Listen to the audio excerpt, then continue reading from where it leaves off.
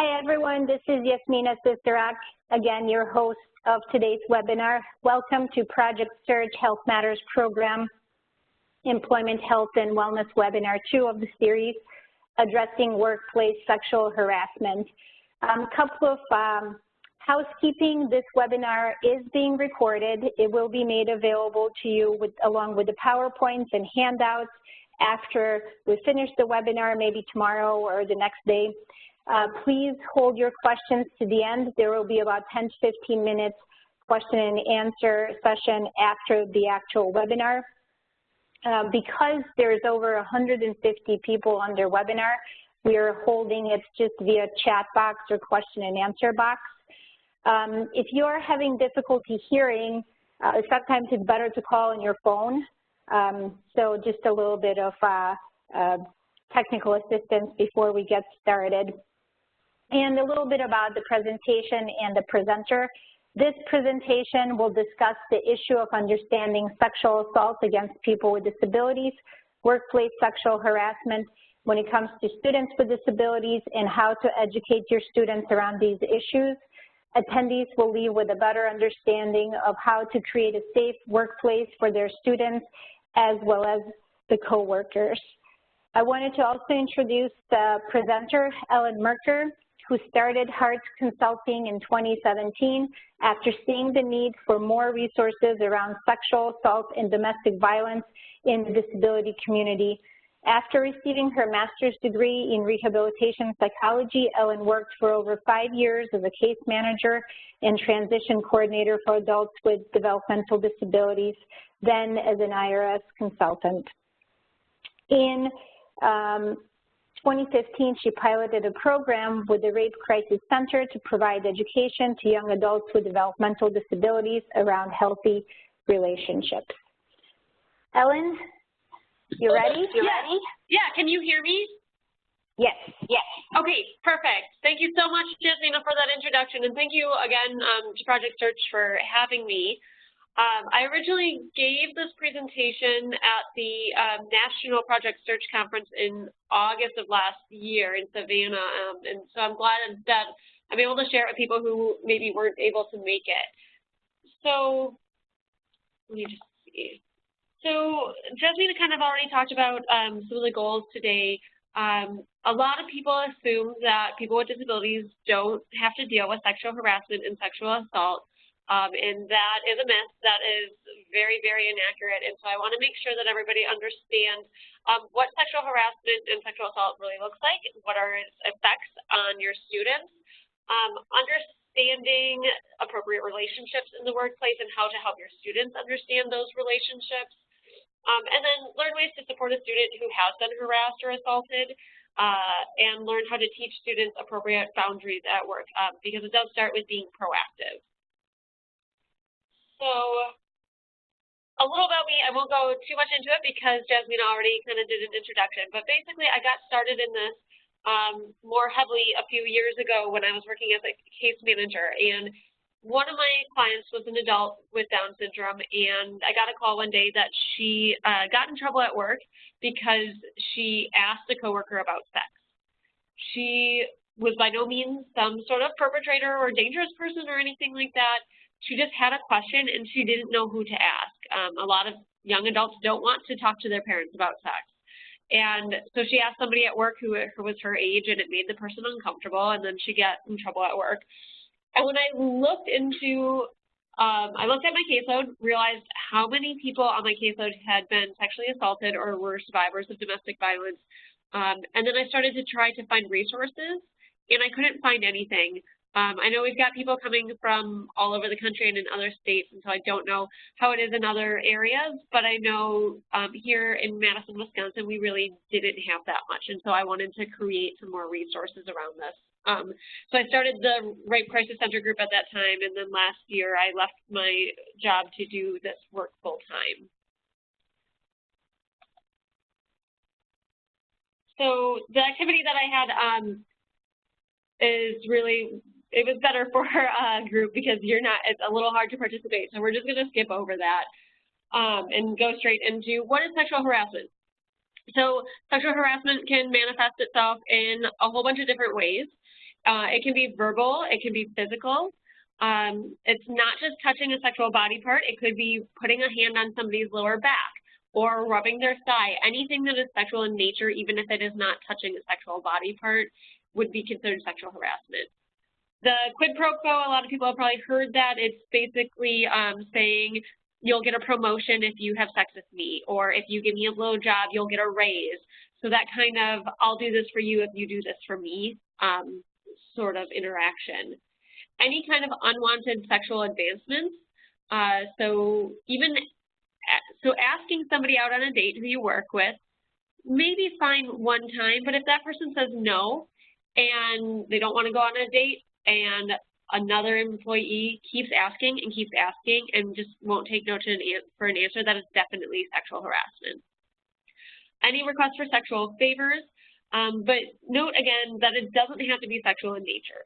So it could be somebody making disparaging remarks about LGBTQ or about women or any gender, and it doesn't have to be physical, it doesn't have to be sexual, it could just be disrespectful in regards to a gender.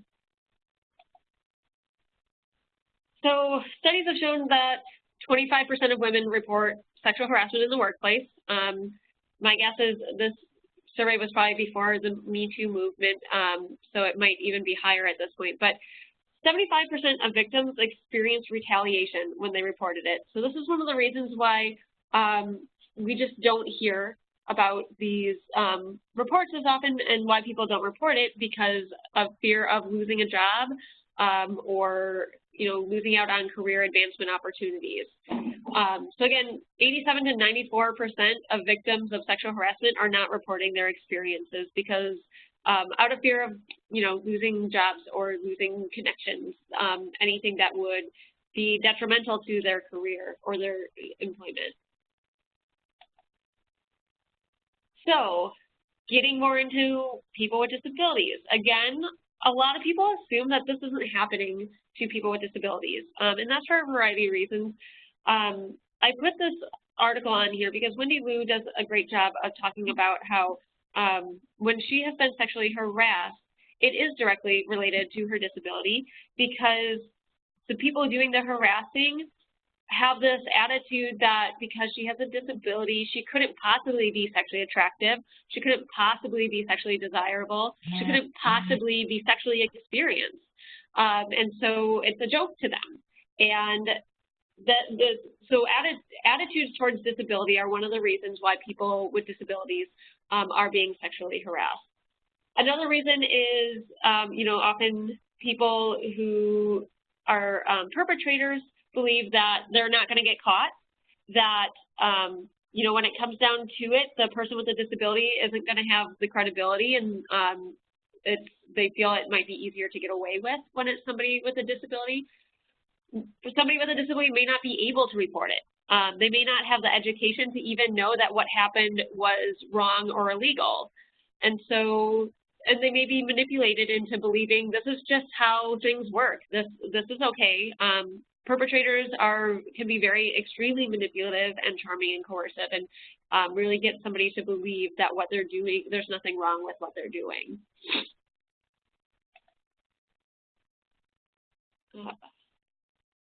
And this is just some numbers, not anything you need to memorize, just showing that, yes, in fact, people with disabilities are at higher risk than the general population to be both sexually assaulted and sexually harassed. Both men and women with disabilities are at higher risk. Within this, so physically aggressive sexual harassment is unwanted touch, and the sexual assault is forcing sexual action on somebody without their consent. So let's see. So getting a little into the laws. Again, this was meant for Project Search, so we're going to talk a little bit about Title IX, which is only relevant to schools, but since Project Search is working with students and those students may still be enrolled in school, I wanted to make sure that everybody's aware of the Title IX rules and how that's changing. So In all workspaces, though, teasing or offhand comments are not going to be considered illegal until it creates a hostile work environment. So, for example, if somebody is making disrespectful, disparaging, offensive remarks about women or LGBT, and another employee says, you know what, I'm really uncomfortable with that. I don't think that's appropriate for the workplace, and I really want that talk to stop. It doesn't become illegal until the person who stands up against it has some sort of retaliation. So if somebody, stands up against that kind of behavior at work and then they lose their job, or they get demoted, or even they're not being given the opportunities for advancement that they normally would, like not being invited to really important meetings and being excluded in that way, that could make it difficult to advance in their career, that's when it becomes illegal. When it makes it so difficult for people to report that it feels hostile and they cannot comfortably report without feeling like they're going to be retaliated against. So in 2001, the Department of Education's Office for Civil Rights published a sexual harassment and Title IX compliance guidance. They found that when schools are given clear, reliable guidelines for how they should behave, and clear guidelines for how the students will be punished if they do not, they comply, and this benefits the students. However, this doesn't include any instructions applicable to students with special needs. The only really meaningful part was that students with a disability may not be able to consent to sex, and that was really the only mention of disability in that. And then in 2011, the Obama administration published the Dear Colleague letter. So that's again with the Title IX, and it mandated policy changes in how schools address sexual harassment and sexual assault. So just some of the policy changes that were made included taking immediate action after receiving a report from a student, ensuring a grievance procedure is in place for students to be able to file complaints, and it required a preponderance of evidence standard instead of the more strict, clear and convincing evidence or beyond a reasonable doubt. This is really important because when we think about sexual harassment particularly, it's really hard for people to prove that, especially for students with disabilities. And so before, schools were not required to investigate anything or do anything until they had very clear and convincing evidence or beyond a reasonable doubt that this incident really did happen. Under the 2011 guidelines, it said as long as there is a preponderance of evidence, you can start an investigation. It still really didn't note anything in regards to disability, just again, that somebody with a disability may not be able to give consent. And in thinking about whether or not somebody with a disability can give consent, legally it's a little bit different in every state, but basically it's not based on somebody's IQ or mental age. It is based on, can a person understand what sex is, what the potential consequences of having sex are, like getting pregnant or getting STDs? Does the person understand that they have a right to say no? And are they able to understand what consent is? And that doesn't mean that if somebody's never been taught these things, that they automatically cannot give consent. If they've never had the opportunity and information given to them, that's not really fair to say they can't give consent because we haven't provided them with the information. So do they have the capacity to learn and understand what consent is and that they have the right to say no?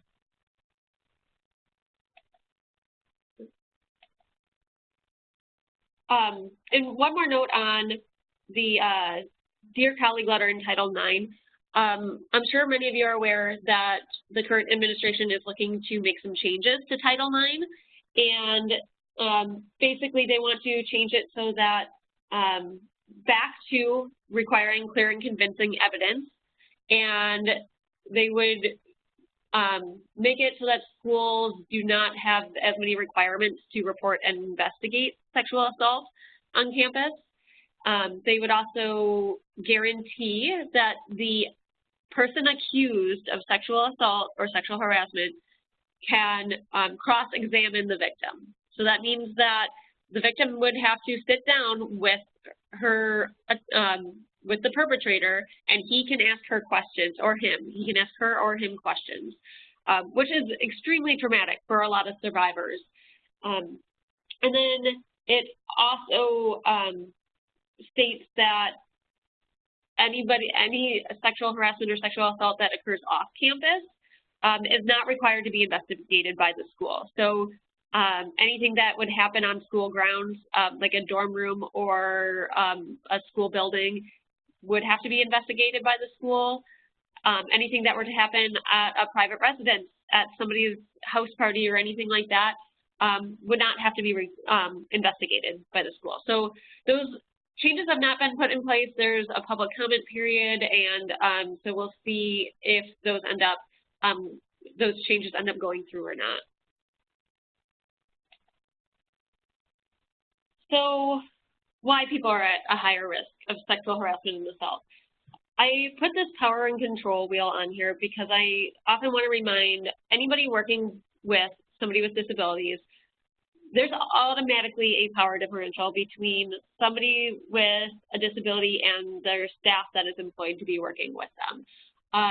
You know, there's a certain level of caregiver privilege. And so always kind of checking yourself if somebody were to report an incident, making sure that you're not brushing it off because you have this position of power and privilege. But this is how abuse tends to happen is people with disabilities are often not believed when they do report. They often are not taught skills for, you know, being assertive and for reporting, and so they're not able to report. Due to the nature of the disability, they also may not physically be able to report if they're not able to verbalize what happened or to communicate it in sign language or some other form. And so it is happening. We know that it's happening. We see the statistics, and it's really important to be aware so that you are prepared for if a student were to report any kind of sexual harassment or sexual assault while with Project Search or any other vocational sites that you're with. So I encourage everybody, this power and control wheel is going to be, I know it's super tiny on the PowerPoint, but it is going to be included in the handouts afterwards. So I really encourage everybody to really take a look at that and, you know, just kind of reflect on your own privilege and other staff privileges and think about the cycle that sometimes people with disabilities end up getting stuck in. So I talk more about the physical nature of the disability, but we've also got societal attitudes that are really affecting people with disabilities' ability to assert themselves and to be educated. So we've got a ton of people with disabilities who are isolated, whether that be in some sort of institution, you know, CBRF or an adult family home or anything like that, where the only person that they may see and the only person that they may be able to report to might be the perpetrator. And we also have a tendency to treat people with disabilities, particularly people with developmental disabilities, as children. And this is really dangerous because when we see them as children, we have this immediate need to, I gotta shelter you. So we're not gonna talk about sex, and we're not gonna talk about these scary things like sexual assault and abuse because I wanna protect you and shelter you. And that may be coming from a place of good intention, but the fact is that it really doesn't do them any favors because it does not prepare them for what happens if somebody that they really trust and know is the person who commits sexual assault or harassment. And especially with people with disabilities, the majority of these cases are perpetrated by somebody that the person knows.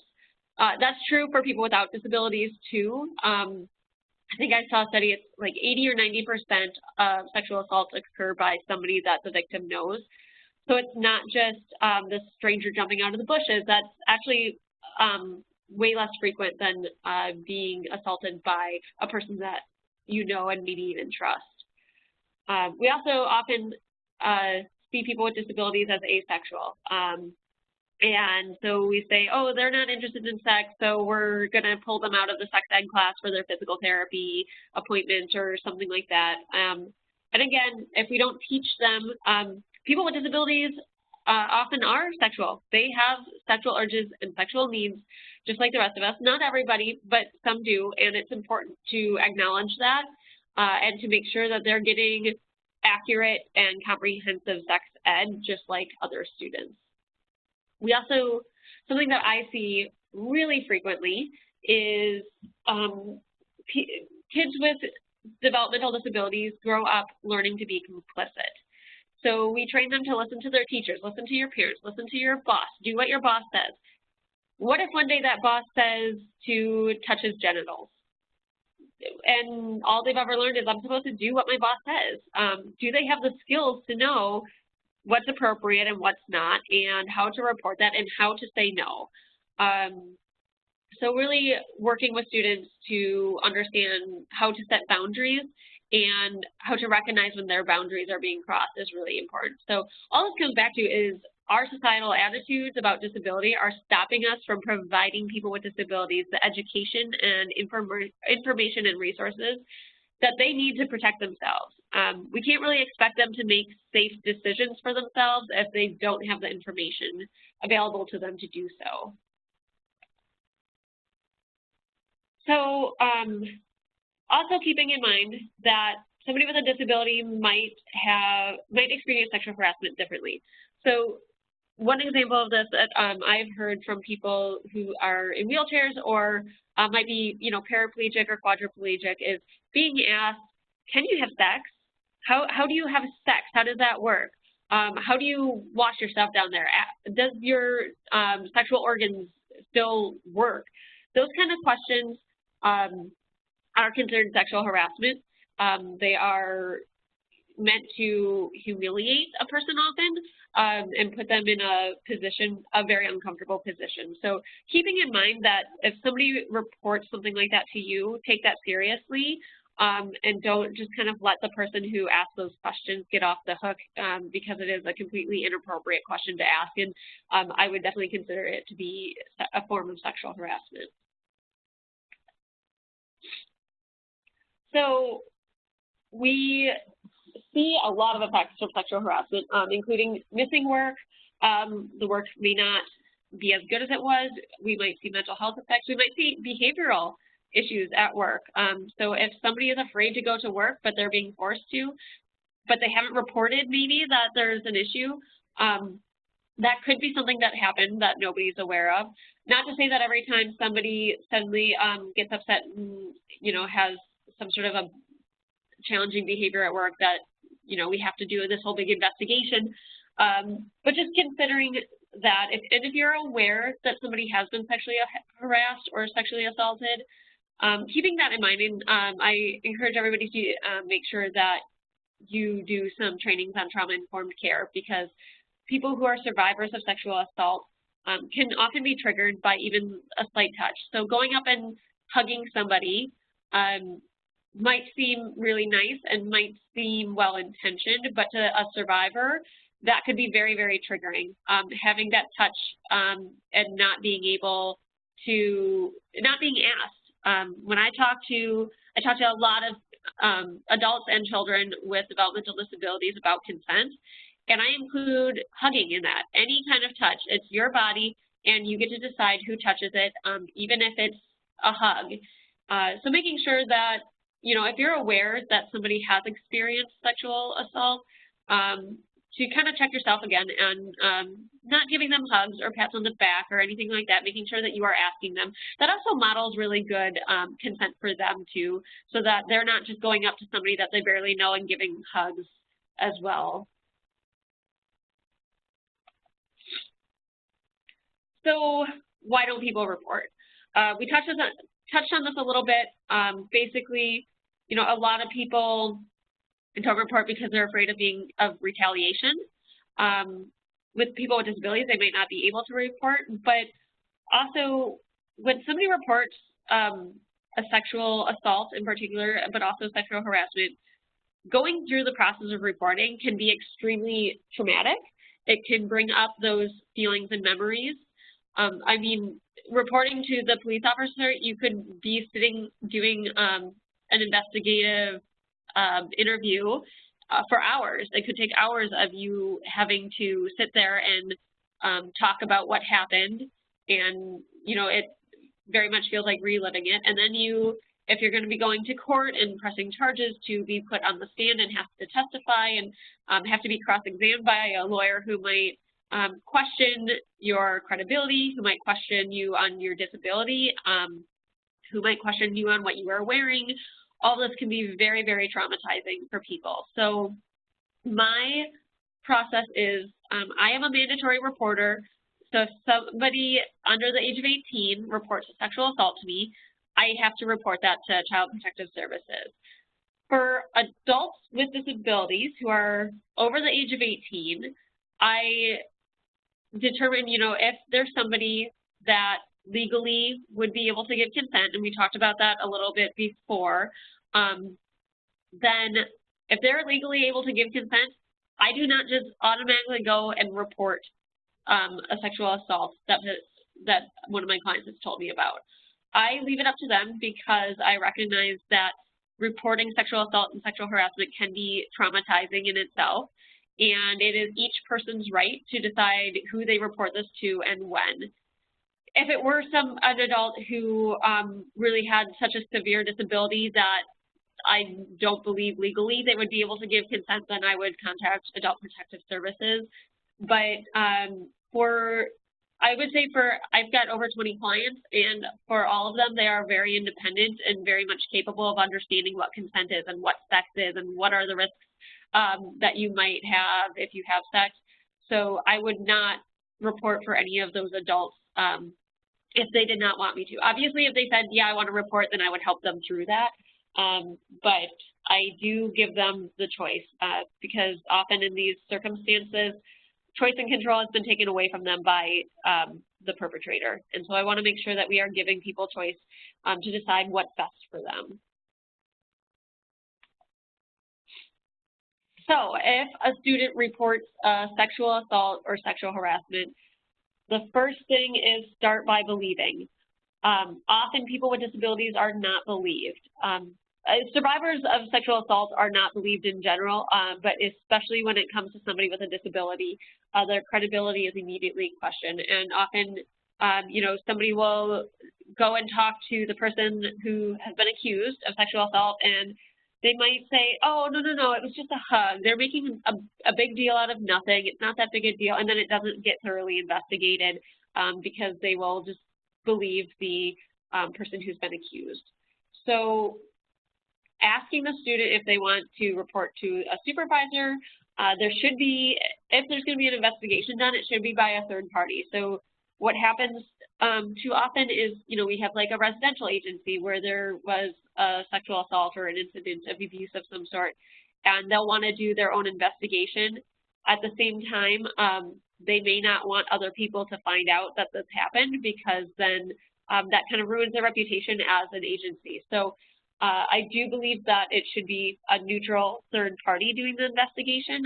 It doesn't necessarily have to go straight to the police, but I would think that a lot of your job sites probably have some HR or some fact finder or something set up. I would suggest finding out what the process is at your site before you ever even have a report done, so that it goes a little bit more smoothly if it does ever happen.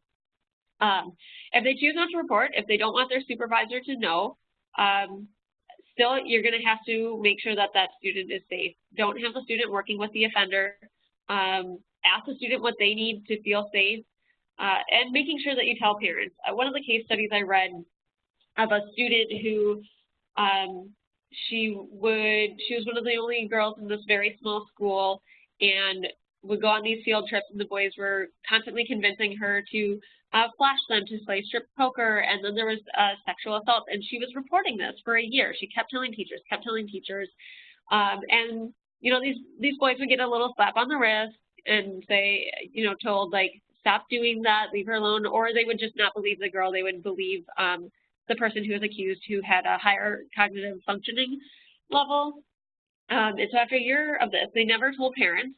And eventually when the parents found out, obviously, they ended up suing the school because they were upset that, this girl who was under the age of 18, that these reports had not been shared with the parents, and that she was not being kept safe because she kept, multiple times the perpetrators were put back in unsupervised positions with this young woman.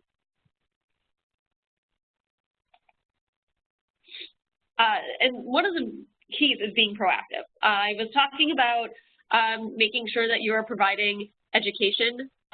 Education is so important, but we can work to prevent harassment and assault before it happens by making sure that people with disabilities understand assertive skills, understand their rights, understand what to do if an incident occurs, because oftentimes a perpetrator might sort of test the waters and might make an offhand comment or something that they see as just minimal. So may not go straight to like a sexual assault, but maybe it'll be putting their hand on a thigh and seeing how the person reacts to that. And so if somebody reports that, making sure to follow up they need to know that that kind of touch, if it's making you uncomfortable, that it's okay to report that and it's not going to be minimized. And so that education is key because it could prevent this perpetrator from down the road taking more egregious action against the person. And then also making sure that you as an organization have an easy to follow procedure for both students and staff to follow when a report is made. Make sure then that all of your students or the people with disabilities that you're working with are familiar with this reporting process so that they know if it does happen, that's who they can go to.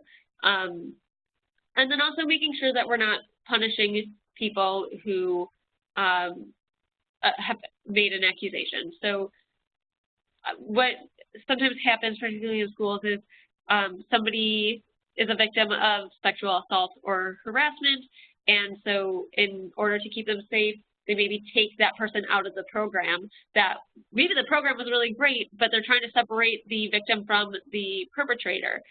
And my question would be, why is the perpetrator getting to stay there and the victim is being taken out of this educational opportunity? So making sure that in any actions that are taken, that we are not punishing people for making these reports.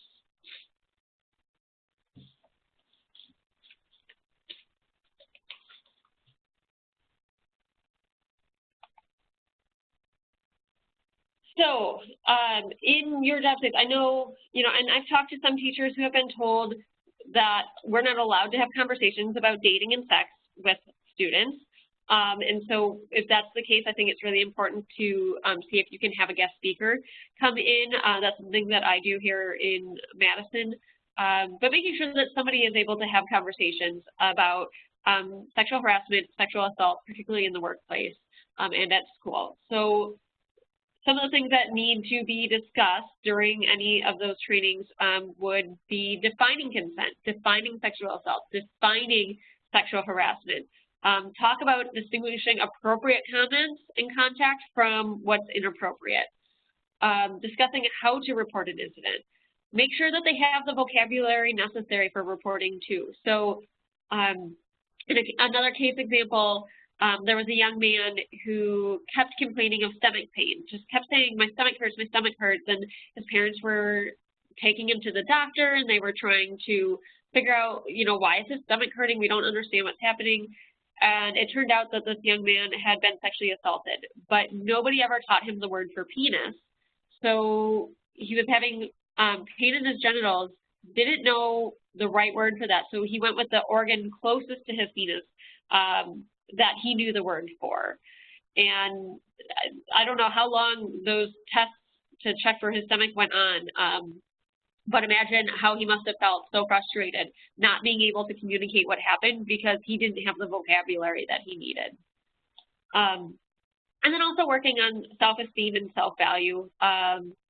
This is something that comes up a lot. I work with a lot of people who have been bullied and who, because of all the bullying, because of feeling excluded for years, the first time somebody is nice to them, all of a sudden that person is your best friend and things move really, really fast. And, you know, I'm in love with them because they gave me a hug, or it just moves very fast.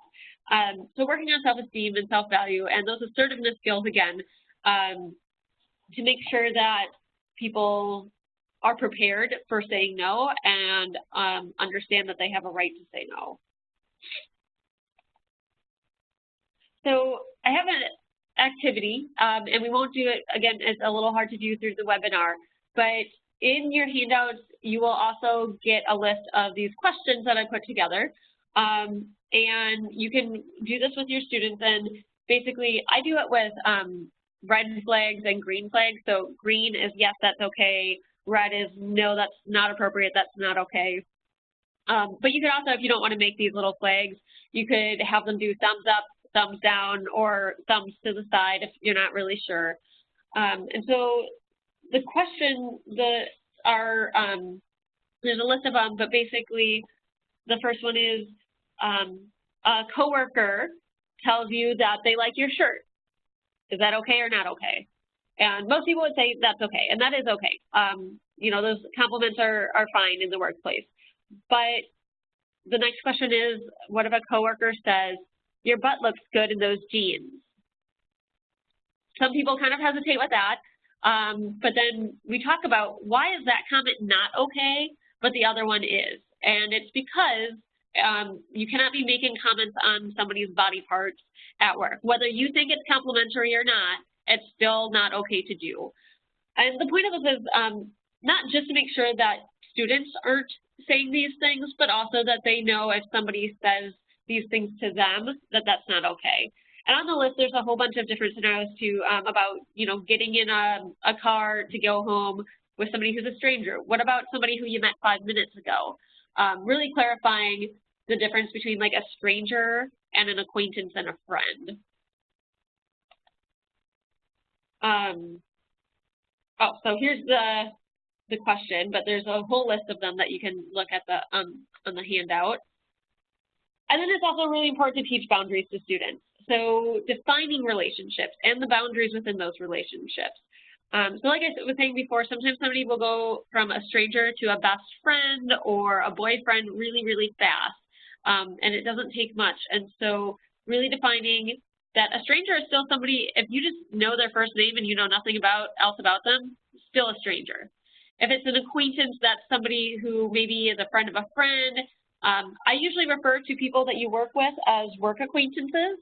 And I define friend as somebody who you spend time with outside of work or school. It's also really important to talk about the difference between friend and friendly. So for example, you know, a friend is somebody that you hang out with outside of school or work. Friendly might just be somebody who's being polite.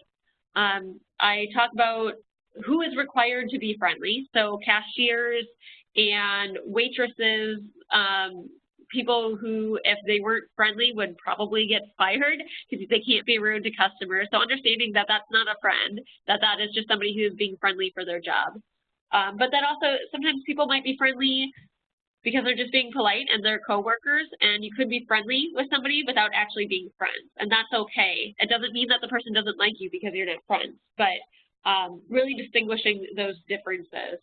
Again, and you know, that need for acceptance by people who have frequently been excluded is really, really strong. And so I see this a lot where people I work with will get really attached to somebody really fast. And part of that is, you know, a lot of what I see is low self-esteem and being excluded for so long and feeling like finally somebody loves me. This guy loves me. He says he loves me, and he, you know, gave me money and he bought me dinner, and so he really, really cares about me.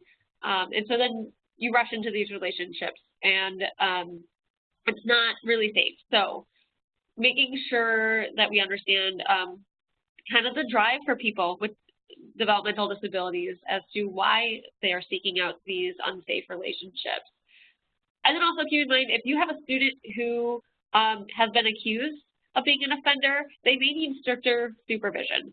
So they might be super, super independent at their job. And I used to work in transition coordinating and helping students after high school get set up with long-term services. And so I saw a lot of what goes into deciding how much supervision somebody needs from a job coach after they're done with school.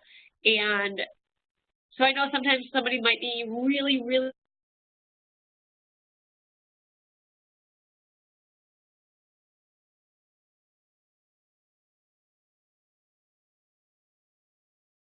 Oops, Ellen, we can't hear you any longer.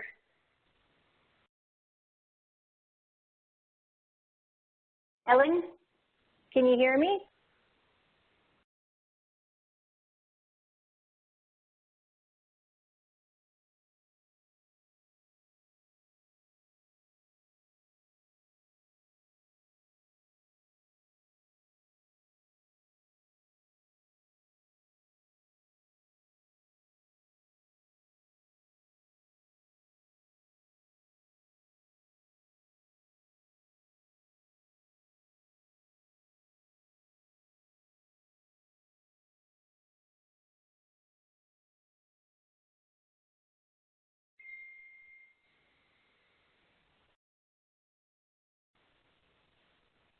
Hi, Ellen, we can't hear you any longer. I don't know if you've accidentally muted yourself.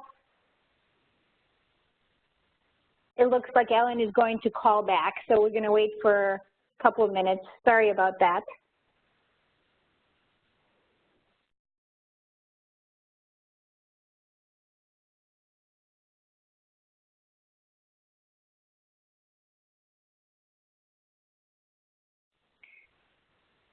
Hi, everyone. It looks like Ellen is calling back. It looks like we lost the connection with her for her audio, so she will try calling back.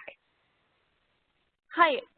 Okay, so I think I'm connected again. I don't know why it just suddenly disconnected. Yes, we can hear you. Thanks. Okay, good. Sorry about that.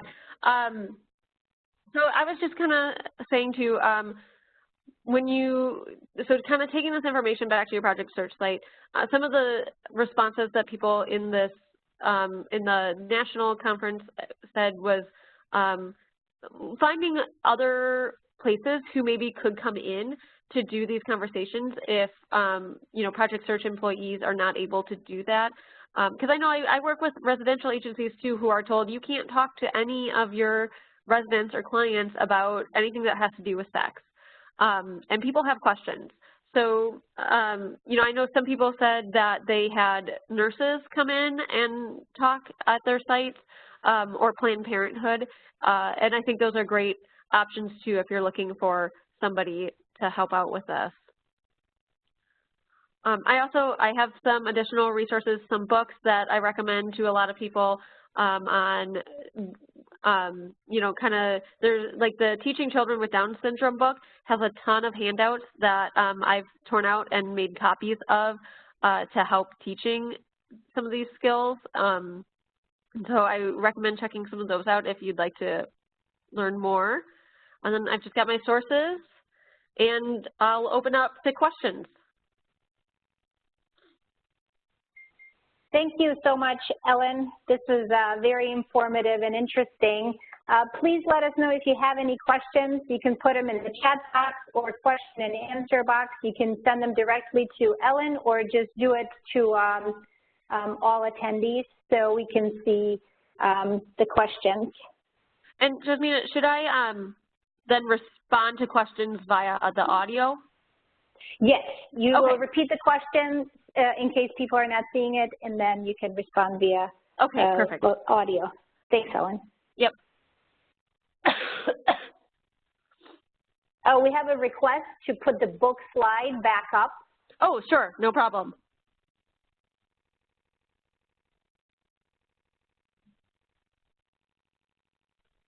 We will make all of these resources available after the webinar. We'll put them on the website along with the PowerPoints and the audio. And oh, go ahead. Oh, sorry, I was just going to say, if you just like also Google search Dave Hinsberger, he does like a whole bunch of like video modules, and he's got some other books out there too. And he is a really like nationally known resource on sex and disability and dating and everything that goes into that. Thanks. We do have one question.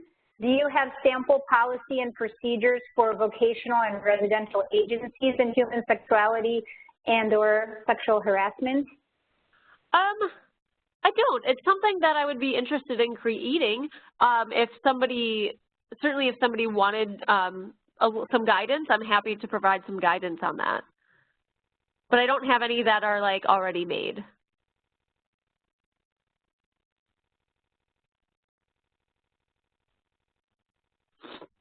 And then I had a question. What are your first steps to think about sexual harassment for transition programs and work sites? So first steps are probably to get some sort of a policy in place that all staff are aware of, and then teach that policy to the students to make sure that they're prepared, and then also having those conversations. You know, again, you may not be able to as a project search employee, but looking for somebody who could come in and have those conversations. But yeah, I think first step is having policies in place for how to report. And then what are your thoughts, while I'm waiting for the questions I'm going to ask them, what are your thoughts about getting abuse centers up to speed to work with people with intellectual disabilities? Oh, I'm all for it. And then accessibility issues? Okay. Yes. So I know I'm in Madison, and I have gone to the local domestic abuse and intervention services to give presentations on how they can make their services more accessible, because really domestic violence like shelters and rape crisis centers, the ones that I've talked to don't really see a lot of people coming through their doors who have disabilities, particularly intellectual disabilities. And yet we know that women with intellectual disabilities are 7 times more likely than the general population to be sexually assaulted. So we know it's not because people with disabilities are not needing those services. You know, there's other things going on, like, are they aware of your services? Are your staff trained on different approaches that you're going to want to take when working with somebody with a developmental disability? So, you know, the language that you use and that sort of thing, and also not seeming condescending while still making sure that you're meeting them at the level. And so that's something that I've been doing in my area, and I would encourage, if you know of any places in your area that maybe could use some more training. I know in Wisconsin, Disability Rights Wisconsin has done trainings for some of the areas. I mean, I'm just in Madison. I can't drive 6 hours way up north. But I know our Disability Rights Wisconsin has done some trainings like that too. So that might be something worth making sure that your local shelters and rape crisis centers are aware of. Do you have any information sheet that others can use in their communities to actually do this type of outreach to the centers? So it would be a little hard because like every county and every state is going to have a different center. Sure. And so I don't have like a comprehensive list, but I do have, like on my website, there are, I have resources for like just the county that I'm in, and then just Wisconsin, and then national resources. And if you go to those national resources, you can often just search those to find out what's in your area and go from there. And then I think it's just a matter of contacting the director there and saying, hey, this is something that we're seeing a need for.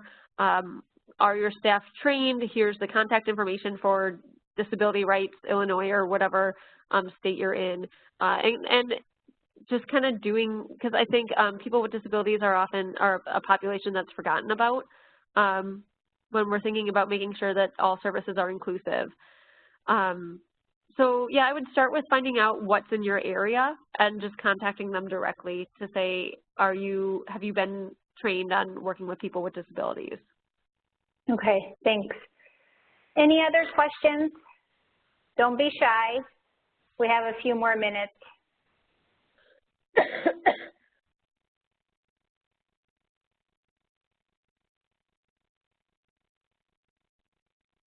All right, while we're waiting, I have one more question. What would you consider, what are the actual, oh, hang on, I'll ask this one, but do we have another one? What about consent and individuals with legal guardians?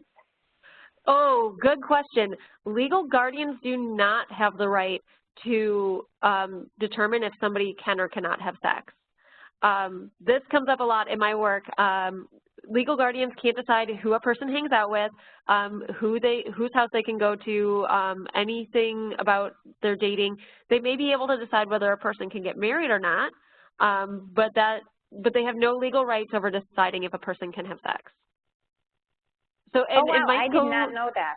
Yeah, so like a guardian can't say, and I run into this all the time because I have guardians who are very uncomfortable with their son or daughter having sex, and they may legitimately be having sex with very unsafe people, and so I'll have guardians who will just kind of shut that down and say, you're not allowed to have sex. They actually don't have the legal right to say you're not allowed to have sex. They might, they might be able to go to court and say, I don't believe that my son or daughter can legally consent to sex, because if they want to, pursue some sort of charge against somebody who had sex with the person and the guardian thinks that that person's not able to consent to sex. So they might be able to do that. But then it would still be up to the judge in the court system to determine whether or not a person is legally able to consent. Thank you. Yeah.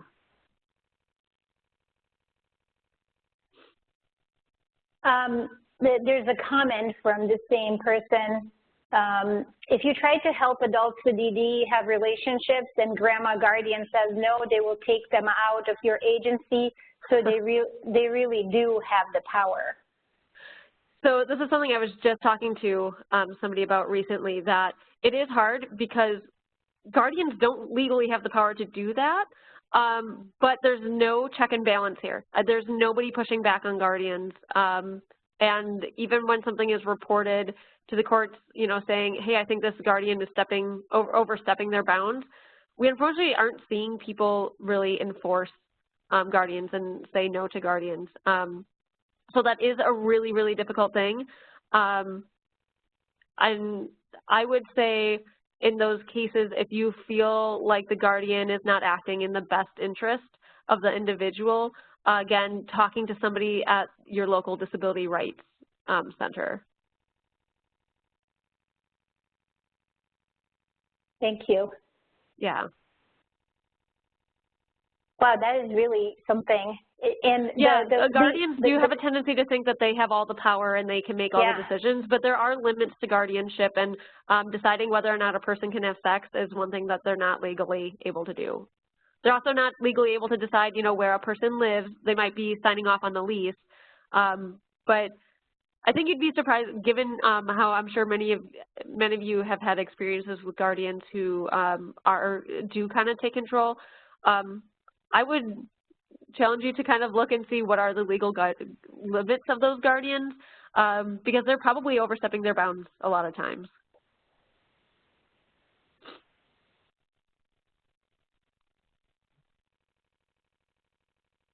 I do have a follow-up question while we're waiting for others. Yeah. Can you delineate going back to the abuse centers, what would you think that there are accessibility issues, just to kind of, if someone is advocating or trying to access or give them more information, what would you consider would be like major accessibility issues? I don't really see it as like physical barriers. Like, I'm sure a lot of these places are handicap accessible and everything. I see it more as is there outreach to people with disabilities so that they know about your resources, particularly with developmental disabilities. If they go in for counseling, I do counseling too, and I am currently training an intern, and some of the things you learn in counseling school needs to be adjusted when you're working with people with developmental disabilities, because a lot of the counseling may be very kind of deep and it might be very abstract. But when working with somebody with a developmental disability, you might need to change that language. And so making sure that there's some training around that. And then I would also say, in some spaces might be difficult for people with disabilities. So for example, somebody who has autism, to be in a shelter where it's really crowded and noisy, and the lights are bright and, sensory stimulation issues, that might stop them from wanting to go into a shelter. I don't know what they can do about, like, I know shelters have limited ability to, have some sort of a private space for somebody with autism, but that is something that could come up. Like, is it, or even smells, like people having perfumes and stuff like that could be a barrier to people either with autism or with respiratory disorders. Sure, thank you. And even thinking about people are trying to get out of homes in the middle of the night. Right, they actually have to schedule a ride. Yeah. Exactly. Right, and are there staff encourage? So again, if people with disabilities are relying on a staff person to provide them with resources, sometimes what I see is staff people kind of just, I'm going to do my job, I'm going to do exactly what I need to do because they're getting paid $8 an hour and they're working, difficult shifts and that sort of thing.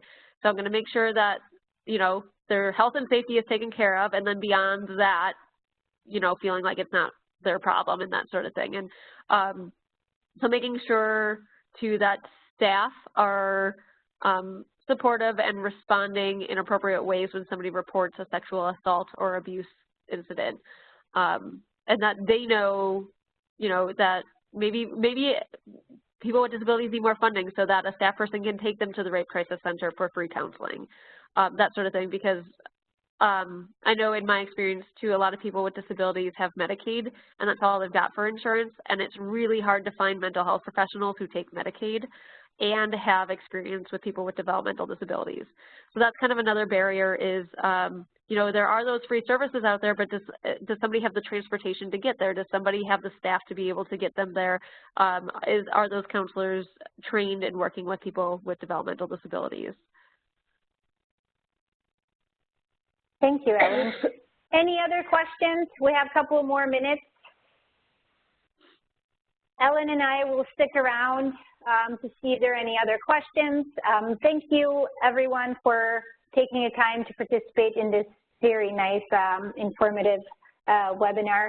Please join us on April 9th for Building an Annual Calendar for Success, including families and the community. It's from 2 to 3 p.m. Eastern Time. I'll be sending information on that via email. Feel free to sign off if you have no questions or stick around. We will wait for a couple more minutes for the questions. There's a question for CEUs or certificates. Unfortunately, we are not equipped to give out CEUs for this webinar. The certificate, the only certificate will be the email, or confirmation email or thank you email that you will be receiving after this webinar. And please feel free to email me with any, I have my contact information on, I think it's like the last slide. So feel free to email me with any follow-up questions or looking for resources or anything like that.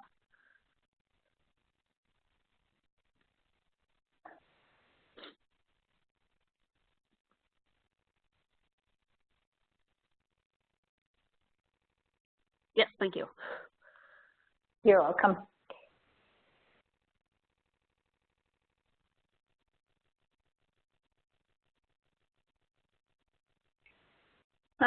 All right, I don't think there are any other questions. I will stop the recording. Thanks again, Ellen.